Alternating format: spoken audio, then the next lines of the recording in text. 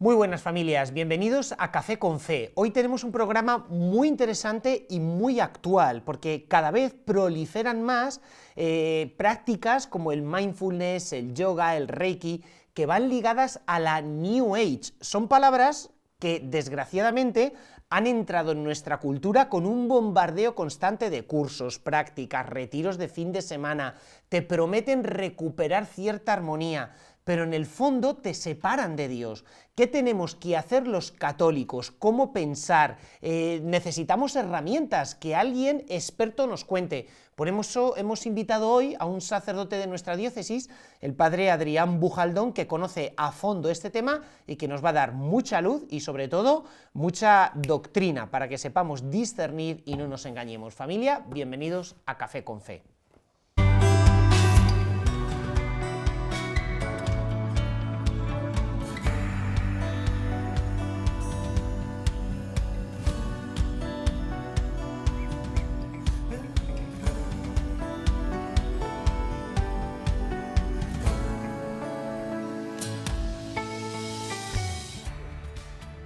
Muy buenas, padre. Bueno, ¿qué tal estamos, don Adrián?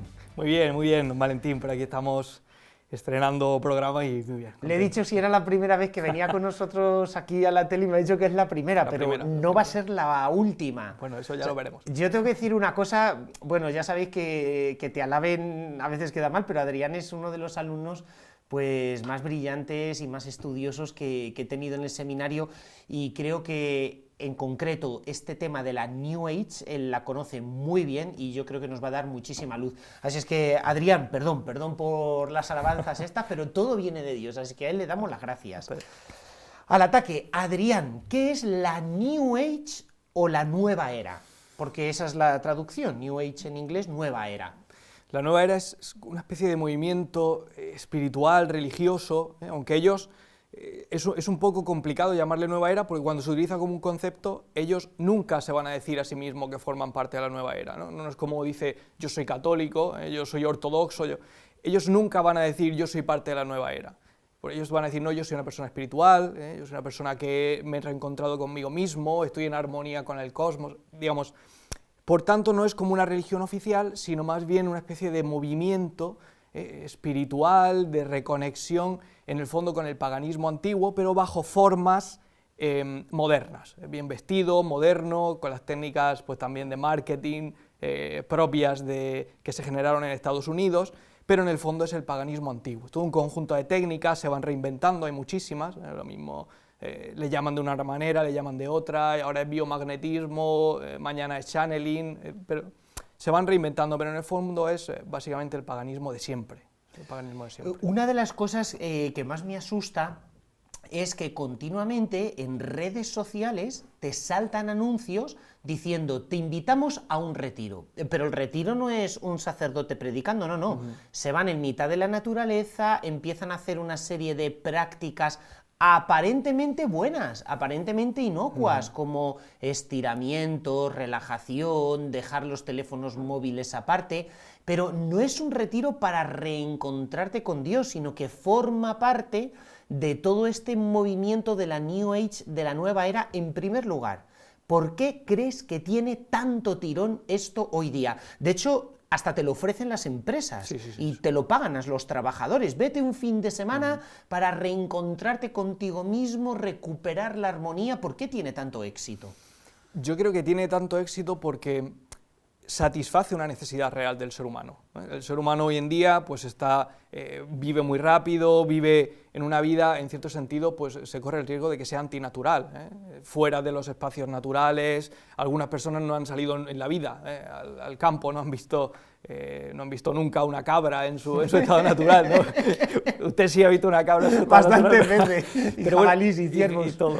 Pero bueno, no. Mucha gente no. Y esa necesidad de parar un poco, de meditar, de reconectar consigo mismo, en cierto sentido, pues es una necesidad humana, y se explota para sacar de ahí pues, adeptos, digamos, para este nuevo movimiento. Entonces, claro, tiene tanto éxito porque responde a una necesidad real del ser humano, pero responde mal. Y luego, además, lo que hace es responder de una manera muy agradable para la mentalidad de este mundo. A veces pues, le preguntaron, por ejemplo, al Dalai Lama por el tema de la cuestión del aborto. Es conocida la respuesta que él dio, que bueno, pues sí, hombre, hacer sufrir a un niño pues está mal, pero por otra parte, si la madre va a sufrir o si va a ser peor, al final tiene respuestas que son espirituales, que parecen pues bastante, digamos, iluminadas, pero que por otra parte se compaginan fácilmente con la mentalidad mundana, y por tanto es una espiritualidad en ese sentido muy atrayente, porque me hace espiritual, pero tampoco tengo la necesidad de cambiar de mente, no tengo necesidad de una conversión real. Claro, o sea, realmente es un cebo. O sea, en un cebo hay una parte que es lo que tú utilizas para atraer a la víctima, a la presa, que aparentemente es bueno, sabe bien, huele bien, pero lleva veneno. Claro. Y yo creo que aquí el problema es que todo se pinta de un color bueno. Es verdad que estamos muy rotos por dentro, la gente al vivir en el puro hedonismo y materialismo ha perdido a Dios, hay en el corazón humano como un deseo de trascendencia, pero al final es como sálvese quien pueda, tú sales para adelante corriendo y no sabes dónde te estás metiendo. Claro. O sea, porque explotan un deseo bueno del ser humano, y es que lo material no sacia, pero ¿qué peligros tiene la New Age? En primer lugar, vamos a ver, ¿ellos creen en Dios o no creen en Dios? ¿Hay el concepto de un Dios personal en todas las técnicas que tienen que ver con la nueva era? Bueno, no necesariamente. Por lo menos la nueva era y esas técnicas no lo suponen. Sí que es verdad que hay personas que se encuentran más a gusto en una concepción teísta, y la nueva era, precisamente por ser, tiene una capacidad, así como el hinduismo, sincrética muy grande, y puede integrar dentro de sí cultos distintos, y por tanto uno puede ser medio católico, y puede decir, no, bueno, pues si aquí no hay ningún problema, tú puedes rezar el rosario, incluso en algunos retiros de nueva era, junto con muchas prácticas equivocadas, digamos, o paganas, se puede rezar el Padre Nuestro, digamos, tiene esta capacidad de integración. Por tanto, no molesta que uno crea en un Dios personal, pero sí se tienen que hacer ciertas concesiones. A veces en la nueva era, bueno, a la Iglesia, al católico, siempre se habla como de dogmático, de una persona que es rígida, que tiene ciertas ideas y por tanto que es intolerante. Pero lo cierto es que ellos tienen también unos presupuestos y unos dogmas que a veces no explicitan, pero que son necesarios y que condicionan la idea que cada persona pueda tener de Dios, porque aunque tú seas católico, si entras ahí vas a tener que aceptar, por ejemplo, que todas las religiones son iguales. Que la experiencia de todos los místicos, de Santa Teresa, de San Juan de la Cruz, pues es la misma que de los místicos sufíes o que es la misma de los maestros budistas. Se requiere un indiferentismo y por tanto no se puede creer que Jesucristo es el único Dios. No se puede creer que Jesucristo no es un solo maestro, claro, sino que es el verbo de Dios encarnado. Ese exclusivismo no lo acepta. Claro, claro. Es que esa es la clave, fíjate, porque yo veo dos cosas, que para muchos Dios es como una energía. Sí. Como una fuerza con la cual tú tienes que conectar. Pero claro, el corazón del mensaje de la Sagrada Escritura y del cristianismo es que Dios es uno y trino, claro. Trinidad de personas. O sea, yo con Dios no es una energía en la cual me disuelvo, sino que puedo tener un trato de conversación. Claro. Dios me conoce, Dios me ama. Y esta relación personal con un Dios que te conoce y que te ama no existe. Es como en el hinduismo, Dios es una especie de mar, de océano, en el cual yo soy como una especie de sal que me disuelvo, pero en el fondo no hay un concepto de Dios, y hay un error muy profundo ahí también, y es el alma humana, que para esta gente el alma humana no es creada por Dios, sino que es divina, es una chispa de la divinidad que tiene que volver a entrar otra vez en la divinidad, ¿verdad? Sí, ese es el concepto, realmente tienes que renunciar para poder estar ahí a cuestiones fundamentales de la fe cristiana, pues a la alteridad, al hecho de que yo sea distinto de Dios y por tanto podamos hablar, digamos, desde nuestra distinción, desde Dios ser Dios y yo ser pues un pobre ser humano, y por eso se ha dicho, yo creo que con mucho acierto, que el Dios de la nueva era es yo mismo y mi Dios, la Santa Trinidad de la nueva era, porque en el fondo no se acaba distinguiendo entre la santidad, entre la divinidad de Dios y mi propia divinidad, y entonces a veces incluso aunque se hable de Dios, se está hablando de otra cosa, se está hablando de una energía, se está hablando de algo que te incluye a ti mismo, pero aunque se utilizan conceptos cristianos, que tradicionalmente no son propios de las tradiciones, por ejemplo, hinduistas, esos conceptos pasan a significar otra cosa. Claro, por ejemplo, en la New Age no hay pecado, o sea, porque el pecado es una ofensa a Dios. Por ejemplo, pues yo tengo un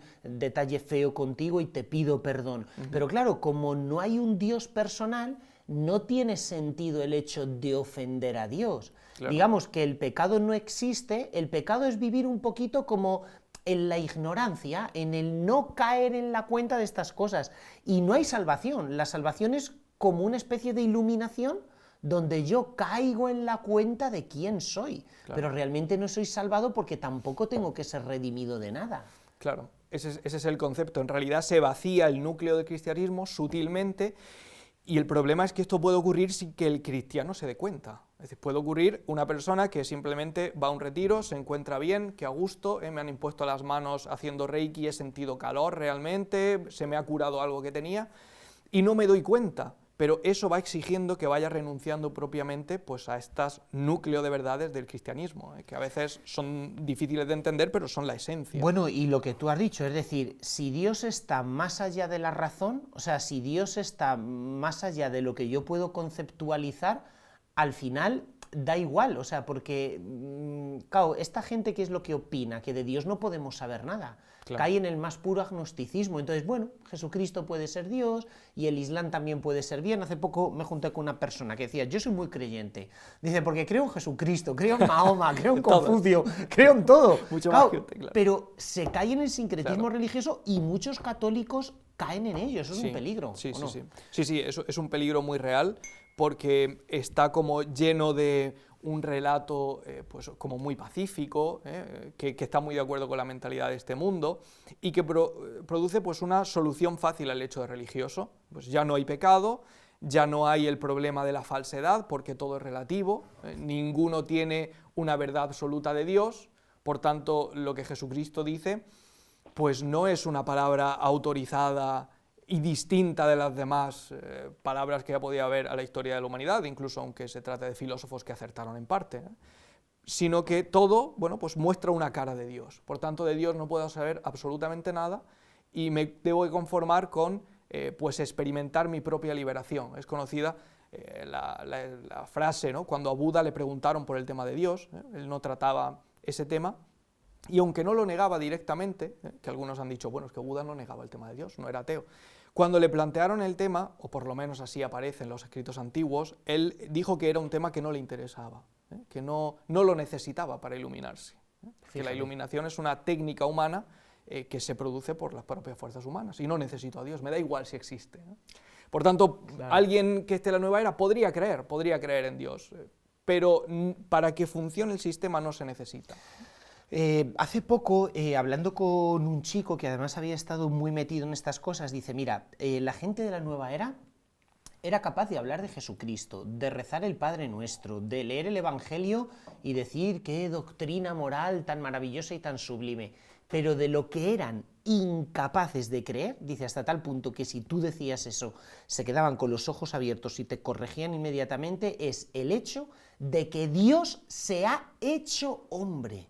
O sea, el hecho de que Jesucristo no es una especie de líder espiritual más, como una especie de gurú que te enseña algo, cierto aspecto de Dios, no. O sea, que Dios se ha hecho hombre y que Jesucristo, por tanto, es el camino, la verdad y la vida. O sea, no es que haya muchos caminos para llegar a Dios y tú vete por donde quieras, no, que Jesucristo es el camino. Y eso no lo creen, o sea, son incapaces de aceptar el dogma de la encarnación, que es el dato fundamental del Nuevo Testamento, su primera página. Totalmente, sí, sin duda, porque aceptar la encarnación significa que los demás, que ellos consideran como maestros ascendidos, hay distinta terminología, que esos no están diciendo la verdad, y eso para ellos es inaceptable. El primer gran dogma, como hemos dicho, es que todo viene de Dios, todas las religiones vienen de Dios, toda experiencia que sea medio religiosa o aparezca como religiosa necesariamente es verdadera, porque no hay ni bien ni mal, no hay ni verdad ni mentira, simplemente hay iluminación o sufrimiento.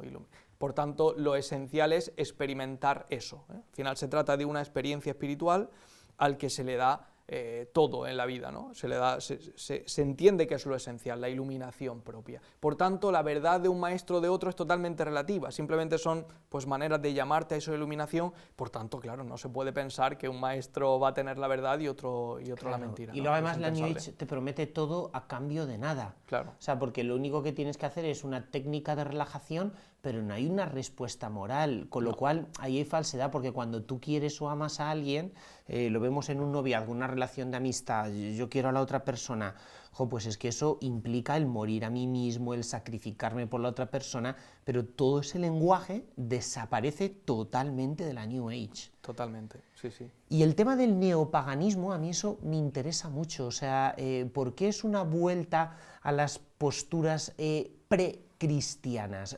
¿Por qué? Bueno, en realidad se podría trazar como una línea, por ejemplo, de los redescubridores o inventores del Reiki. Es decir, uno podría, el yoga es verdad que es una práctica mucho más antigua, pero el Reiki se podría datar, fechar, es cuando empieza. Y sin embargo, en este ambiente nunca se inventa nada. Lo que se hace es darle un nombre o una apariencia o una serie de técnicas accesorias, pero en realidad siempre se está reconectando con el fenómeno primigenio del chamanismo. Wow. El fenómeno del chamanismo es un fenómeno muy interesante que surge en muchos sitios a la vez, que grandes historiadores, especialmente el más conocido es Mircea Eliade, que tiene pues, una serie de trabajos sobre el tema, que surge en Australia, que surge en Alaska, o sea, que surge en un montón de sitios distintos y que básicamente hacen la misma técnica, es una técnica para entrar en trance y contactar con una serie de espíritus que te prometen, si los domas, una serie de poderes que tú puedes usar para tu beneficio espiritual o físico en esta vida. Por tanto, ese es el núcleo de la nueva era y el núcleo del paganismo antiguo. La manera en la que ese contacto se revista, las formas en las que eso se revista, son en cierto sentido accesorias y pueden tener que ver con distintas culturas. Así, pues a una persona que viva en la cultura Sioux, un indio Sioux, pues se le va a aparecer ese espíritu bajo forma de un águila, por ejemplo. A una persona que viviera en la cultura azteca, pues de otra manera. Y a una persona que a lo mejor, pues hoy viva en un ambiente cristiano, se le puede aparecer tranquilamente con la forma de un santo. Es lo que San Pablo dice, el demonio a veces se transfigura en ángel de luz. Sí, sí, se puede transformar en ángel de luz. Pero lo esencial es una técnica que te abre una realidad a la cual no estabas abierto y que te pone en capacidad de entrar en contacto con esas fuerzas, las cuales tú luego vas a poder utilizar pues para sanar a otras personas o para conocer cosas que no podrías conocer de otra manera y tal. Por lo tanto, por eso es una reconexión con el paganismo. El tema es que en la nueva era, precisamente por vivir nosotros en una sociedad en principio poco crédula para estas cosas, una sociedad más o menos materialista, realiza este paso muy poco a poco, porque si se ofrecieran retiros, pasando en cualquier plaza de cualquier pueblo de ciudad, y se ofreciera un retiro para contactar con un espíritu haciendo... Claro, decías hasta luego. Claro, nadie, sí, ¿no? sí. Por eso es conocido algunos sitios donde la persona, algunas técnicas de nueva era, donde la persona se entera tiempo después. Vas pasando por una serie de Exacto, grados, claro, de iniciaciones. Sí, sí, sí. Y se entera después lo que ha estado realmente haciendo. Primero te hablan de que es una energía, ponerte en armonía contigo mismo, los chakras, la energía que vuelva a pasar porque estaría obstaculizada por esos chakras. Después te van a decir, bueno, es que has ido con un espíritu que te ha ayudado, después ya has entrado en contacto con este espíritu y cuando vas a darte cuenta has perdido el rumbo, claro. Bueno, yo he escuchado, Adrián, sacerdotes nuestros, aquí de la diócesis o de otras, que son exorcistas y que están advirtiendo del peligro de la nueva era porque cada vez les llegan más casos de personas bajo algún tipo de influencia del demonio, hay muchos grados de influencia, Claro. Y que precisamente todo ha comenzado gracias a la nueva era. Sí, sí. Al principio han experimentado cierta mejoría porque experimentaban cierta paz, un poquito de, rebajar el nivel de estrés, como cierta trascendencia y cierto fondo espiritual a la vida, pero poco a poco han ido viendo cómo la obra del mal, que parecía terapéutica, incluso lograban cierta sanación psicológica o incluso física, Incluso física se puede dar. pero al final eso es como una forma que el demonio también tiene para irte engatusando, ir haciéndote más dependiente de todo este tipo de técnicas que al final son terribles. Sí, sí. Porque ¿quién está actuando detrás de esas fuerzas? Claro, escapa a las fuerzas ordinarias de la naturaleza y por tanto requiere una fuerza preternatural que llamamos nosotros, o sea, no sobrenatural, pero sí que esté por encima de la naturaleza del hombre, porque el hombre no puede hacer eso. Y por tanto requiere un contacto, una especie de pacto implícito que ya te pone, digamos, a tiro, te pone a tiro. Yo siempre digo que es de una manera, de una ingenuidad muy grande. Nadie en una ciudad aparca un coche y se deja el coche con las llaves allí, claro, con las llaves puestas, o se deja la puerta de la casa abierta del piso cuando vuelve esperando haberse encontrado la cena hecha. Pues claro, abrirse a un mundo que te supera, un mundo que sabemos que está igual bajo el influjo del pecado, para conseguir ciertas fuerzas, esperando que lo que ahí tengas, lo que ahí te encuentres, va a ser todo bueno, nadie te va a hacer mal, es de una ingenuidad supina, ¿no?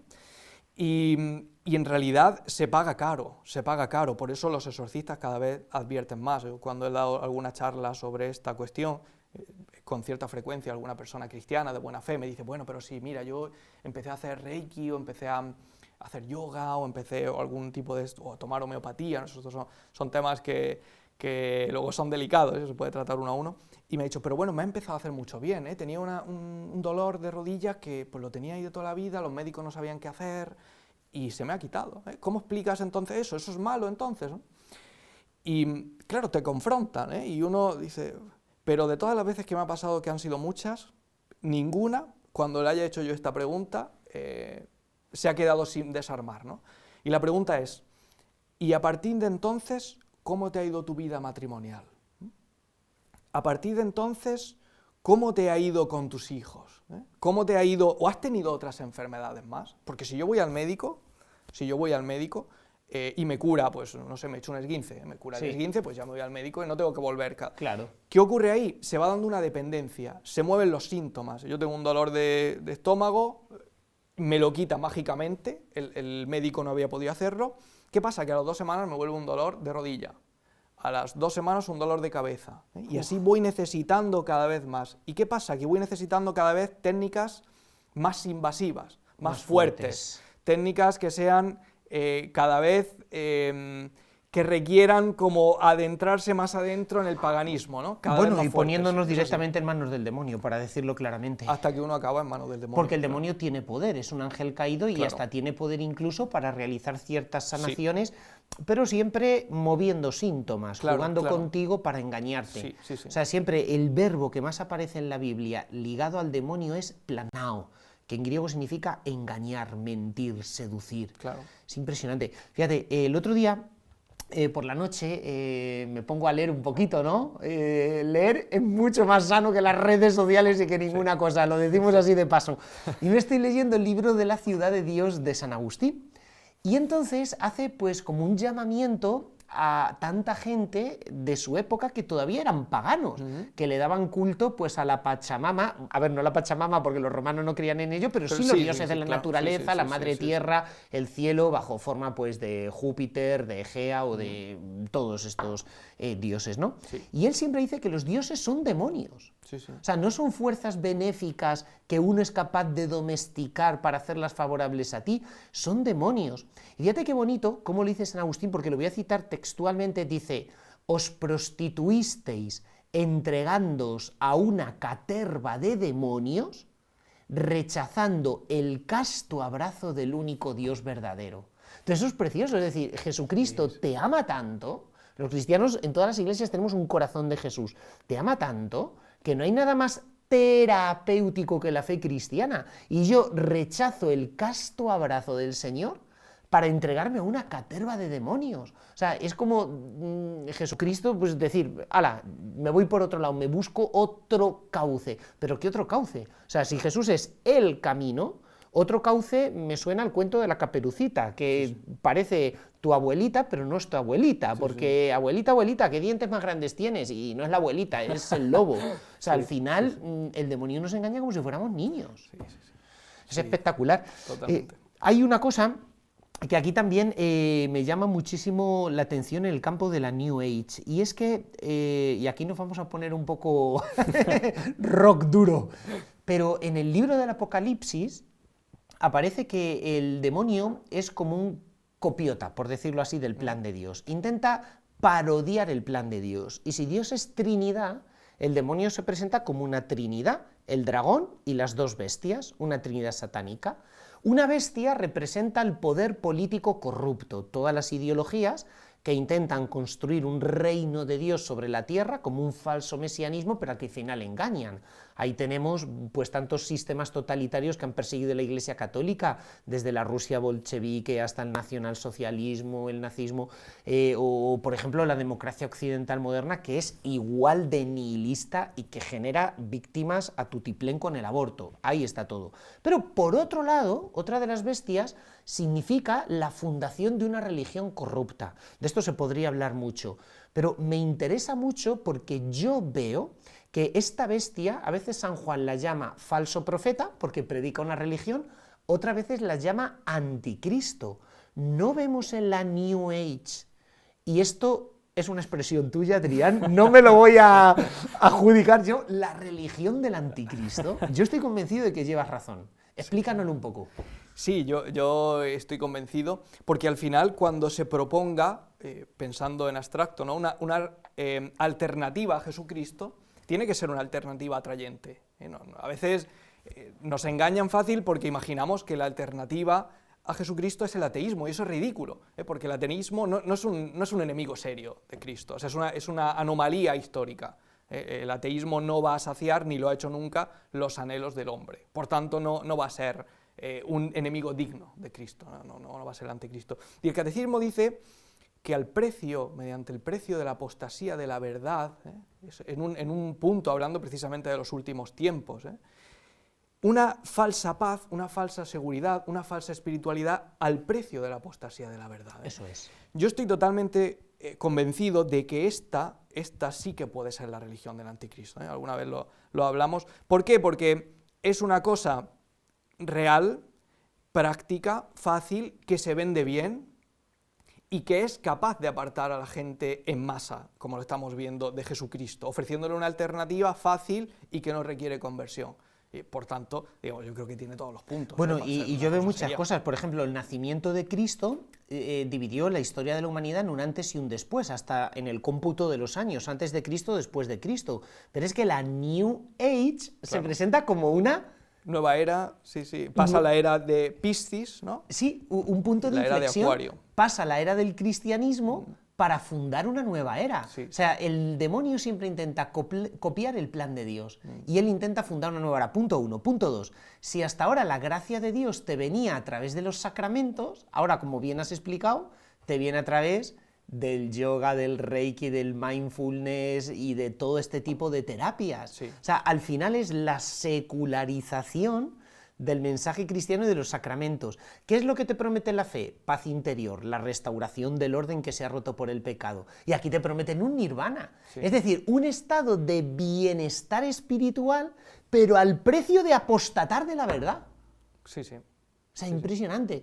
Y luego veo otra cosa, y es que se coloca al hombre en el centro. Por ejemplo, en la segunda carta a los tesalonicenses dice San Pablo que el hombre de la impiedad, que así llama él al anticristo, se sentará en el trono mismo de Dios, ocupará el lugar de Dios y reclamará para sí mismo el culto que se le debe a Dios. Claro. Y claro, aquí, al decir que el hombre es divino, en el fondo lo que estamos haciendo es colocar al hombre como si fuera Dios. Esto no es una movida de mi cabeza, porque el Papa San Pío X, en su primera encíclica programática, dijo que en el humanismo ateo contemporáneo, él ya veía la impostura religiosa propia del anticristo, desde la época de Nietzsche en adelante, donde se coloca al hombre como el superhombre, como si fuera Dios. Pero es que la New Age esto lo ha hecho perfecto, es que somos divinos ya. Sí, somos... Y te lo dicen. Somos divinos y busca tu diosa interior, tu Dios interior, tienes que quitar todas las capas y por tanto es importantísimo primero deshacerse del cristianismo,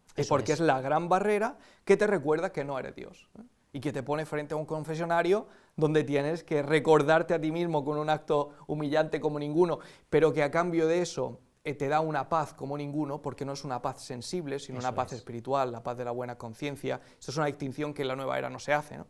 Entonces, en ese confesionario ahí tú te reconoces como lo que eres, un pobre hombre necesitado. Y si nos fijamos, es lo único que reclama Jesucristo en el Evangelio, o lo primero al menos, el hecho de tú estar dispuesto a confesar tus pecados para Él poder darte la gracia. Pero precisamente el fariseo es el prototipo de esa actitud del que no cree que necesita la gracia de Jesucristo para llegar a Dios. Efectivamente, porque te salvas tú solo a ti mismo. O sea, es el gran fariseísmo eso moderno. es lo gran diabólico para San Pablo, es Claro. la propia salvación, es decir, la autorredención es el concepto más diabólico que pueda existir, al menos en el libro del Apocalipsis. Totalmente, a veces nos quedamos con la imagen esa del fariseo, ¿no? como una persona muy conservadora en el ámbito religioso, pero digamos eso es anecdótico. Lo esencial es la persona que cree que no necesita pedir perdón de sus pecados, que ya es justo delante de Dios, que no necesita en último término a Dios, sino que haciendo cierta cosa, llámese cumplir la ley, llámese haciendo un retiro de ayahuasca, lo que sea, uno ya se reencuentra o ya descubre lo que es y por tanto no necesita. Es la actitud que impide, o la actitud en cierto sentido que más ofende a Dios, porque es un rechazo frontal. Había un autor muy bueno, un teólogo, el padre Cristian Ferraro, que ha disertado un poco sobre estos temas, y una vez hablando con él me decía, es que la nueva era es la forma más delicada y más sutil de satanismo, porque es ir contra aquello que es la imagen de Dios. Es ir precisamente decir que lo propiamente del hombre debe ser disuelto. Es una manera de ir contra Dios que es como no necesito a Dios. Lo que Dios ha creado en mí, que es lo que es su imagen, además lo destruyo, porque es un error de la naturaleza, y así encuentro que soy ya Dios. Luego hay un modus operandi del demonio que me parece muy gracioso, porque en los evangelios, muy sugerente, siempre el demonio de las tentaciones, por ejemplo, de Jesús, ¿no? Nos decía mucho el padre Mendizábal, un cura bueno, santo, que vivía aquí en Toledo, nos decía, siempre fijaos en cuáles son las tentaciones del demonio a Jesús en el Evangelio. Y existe una forma de salvar al mundo sin cruz. Por ejemplo, en la escena de la crucifixión de San Lucas, cuando se burlan de él, pues los que están, los dos ladrones, los jefes del pueblo, los romanos, siempre le dicen, sálvate a ti mismo. Es decir, el hombre se puede salvar, se puede redimir. O sea, ¿por qué tienes que ser Mesías padeciendo la cruz? Claro. No sufras, no padezcas la cruz, pero es que igual, o sea, haz que estas piedras se transformen en panes, porque vas a tener que estar pasándolo mal.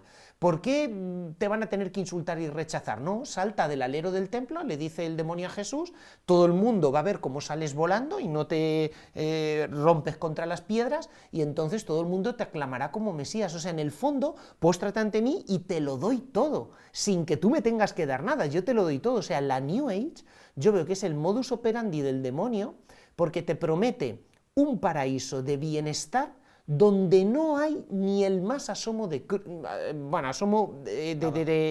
mención a la cruz, al sufrimiento, es decir, la redención te viene como gratis. Y claro, es que este es el engaño diabólico.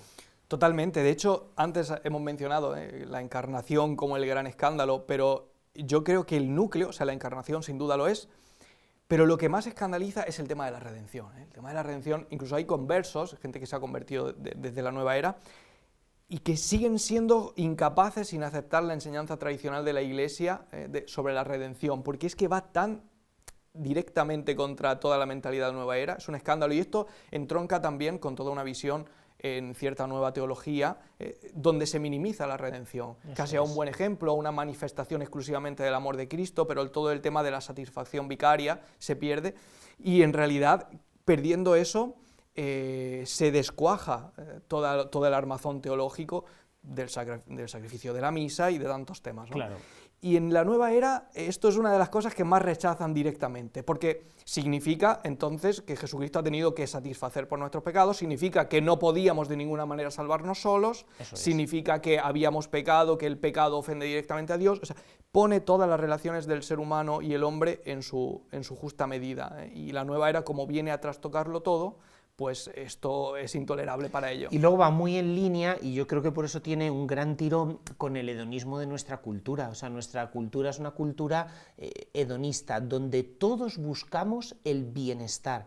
Pero fíjate que incluso en personas que sinceramente se quieren acercar a la Iglesia, lo hacen porque he experimentado en tal retiro, en tal sitio, un bienestar espiritual que no había experimentado durante mucho tiempo. Bueno, está bien que experimentemos una paz interior porque el Señor verdaderamente te la da.